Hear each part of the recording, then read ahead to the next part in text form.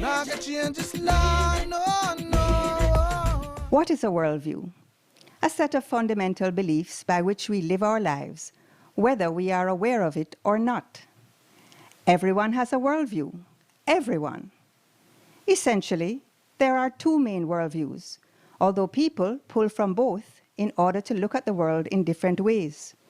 For the purposes of this presentation, I will be focusing on these two opposing worldviews: the secular worldview, meaning there is no God, and the theistic worldview, meaning there is a God. Jamaican law and that of other Western democracies have been based on a theistic worldview. Presently, there's a determined effort to replace the theistic worldview with a secular worldview. We are going to go through 6 essential questions to show the difference between these worldviews so that you can consider which worldview has the best outcome for society. Let's look at the answers to these questions. First, what is the truth about the beginning of the universe? Or was there even a beginning? The secular worldview says the universe always was, always is, and always will be. There is no creator. On the other hand, the theistic worldview says there is a creator. The Bible states, "In the beginning, God." In other words, there is a creator. Second, how do we know what is right and what is wrong? In a secular worldview, man decides what is best. He comes to the truth of what is right or wrong by his reason alone.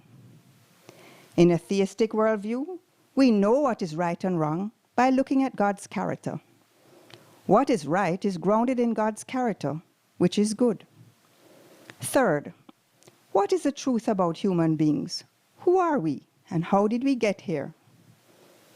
The secular worldview says we are just here by chance, chemical accidents, evolved from animals, and as such are really just higher animals. The theistic worldview states that we are made in the image of God. We have personality, we are self-conscious, and we have free will. Fourth, how many genders are there? With a secular worldview, gender is simply a matter of how you feel.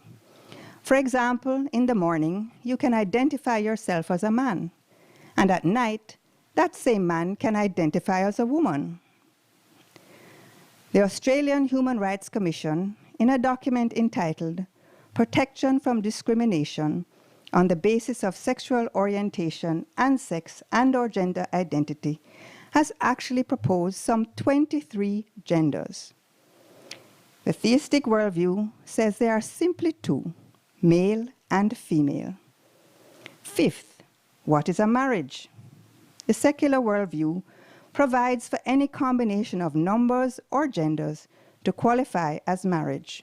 On the other hand, the theistic worldview holds that marriage is an exclusive union between one man and one woman. Sixth, does truth exist and can it be known? The secular worldview states that there is no absolute truth, whilst the theistic worldview affirms that truth exists, truth can be known. Truth is what conforms to reality. Stop and think about this question. Can it be absolutely true that there is no absolute truth?